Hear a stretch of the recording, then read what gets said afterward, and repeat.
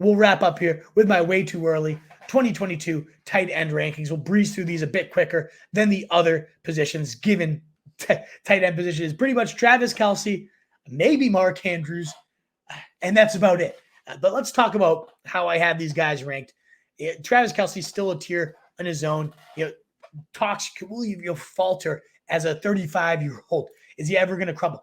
I don't know. He's so good at avoiding contact. I think he's a little soft in that sense, but it prolongs his career. It preserves him. He is so damn good at finding the soft spots in the zone. Such a good chemistry with Pat Mahomes.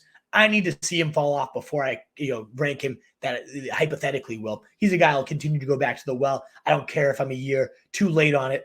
Travis Kelce is just the ultimate edge in fantasy football, worth a top 5 pick in 2023. I already set an alarm on my phone. Remind me in June to rank Travis Kelce in the top 3 because he is that big of an edge. One of the highest advance rates in best ball, Travis Kelce. Now, Mark Andrews, obviously a disappointing year.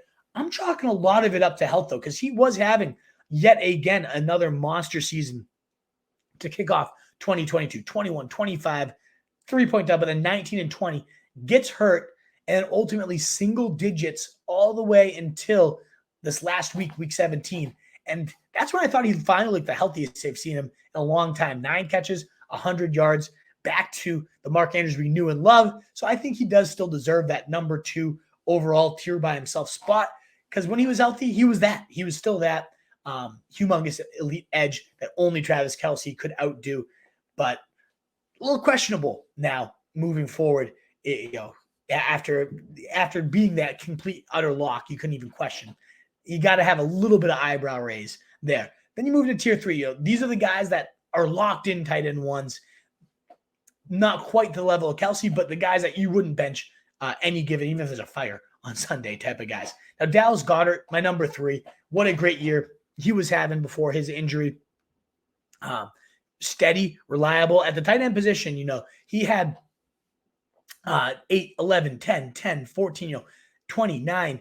Pretty cap ceiling at that one, again, 20-point day where he's the number 1 tight end, but did not really dip, only 2 dips into the top 5 tight end pools, but also only twice fell outside of the top 11. So he was just a really, really reliable guy, even if the ceiling was pretty capped. In this offense, he's always going to have himself a nice ceiling. Now, the tight end 2 on the year was TJ Hockenson.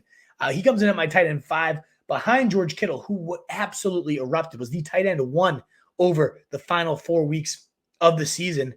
Really had a good rapport with Brock Purdy. Did not have a good rapport at all with Trey Lance throughout his career so far. But he went for 23, 27, and then 10 points to close out 3 straight top 12 performances, 1 and 2 for 2 of those weeks. Man, George Kittle was an absolute beast here down your stretch runs. So if he can continue to milk that, that's the thing with him, though, is it is up and down. It is a little inconsistent here for him. But I just love the player. As a talent, the best tight end in the league. Hopefully he can continue to find a good rapport. Him and Hockenson's a tricky one to rank, though. Only Travis Kelce outscored Hockenson. Only Travis Kelce had more expected fantasy points than TJ Hockenson. He was right at home in Minnesota right from the get. He was the number 2 wide receiver option there. Took over for Adam Thielen. Never, had that one 30-point day with the team, but was rock steady the rest of the way there. So I do love Hockenson. And then, of course, the guy that will make a lot of you puke, Kyle Pitts. But, nobody had more air yards, and he missed, last half of the season. And he still led the position in air yards. Over half of his targets were deemed uncatchable. Just a slight quarterback upgrade, and we could be talking about an absolute monster still. I still believe in the player, still believe in the talent. Roll your eyes all you want. And then I round out my top 10 tight ends with Freiermuth. What a steady source of volume. What a beast, just rock solid, reliable, great set of hands, good after the catch. I really made that his focus this year, and it came out big time. And then you got Darren Waller. You always got to have him as a top 10 guy. I know it was inconsistent, but he is still 6'5", big, beastly athlete.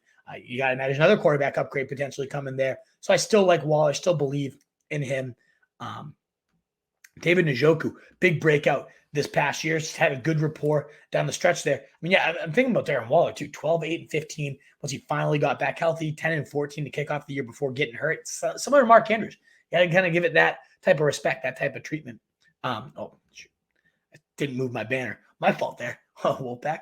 And then Dalton Schultz, and David Njoku round out my top 10 here. But yeah, as mentioned, David Njoku, top 6 tight end before he himself got hurt, ultimately finished the year right around the top 10 in fantasy points per game, right alongside, Freiermuth, Evan Ingram, some of these guys that had some huge games. And Dalton Schultz, a free agent. Otherwise, if he was back with the Cowboys, would probably be inside that top, right here, 5-6 range, not above Hockenson, but maybe above Pitts. So we'll see where he ends up going.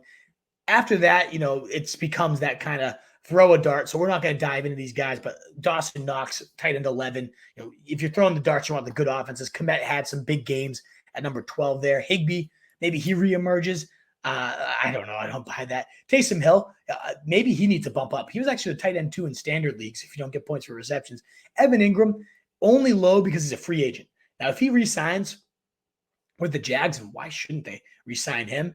I could see him finish, ranking right in this top, right around Freiermuth, maybe even higher. He had his best year as a professional, looked so damn athletic throughout the stretch run of this year. I mean, he was the number 2 tight end in fantasy over his last 5 games, 12, 34, 10, 15, and then they had a dud to close it out with 3 points against Houston. But what a season he ended up having, especially as he finally found some consistent footing there. And then it becomes a crapshoot. Everett, good offense touchdown, right? Gesicki, a free agent. So that's maybe a kind of the time to transition to the must watch at the tight end position. And so the free agents, Dalton Schultz, Mike Gesicki, Evan Ingram, all potential top 7 tight ends, depending where they land. And then you got good athletes like Irv Smith, Hayden Hurst, Foster Moreau, Tunyon, Jawan Johnson, free agents. Far less appealing, though, than that big 3 again of Schultz, Gesicki, and Evan Ingram. Those are the stories I'm watching. Also, how's Taysom Hill? Where's he is he going to be continuing to be that? And Chig Okonkwo, that next precipice, him and Greg Dulcich, how are they developing this offseason? 2 very impressive rookies, could be big household names down the stretch. What is up, you fantasy wolf? Thanks so much for tuning in. If you haven't already, share your thoughts in the comments, check out some more videos, and join the newest Wolfpack by subscribing below.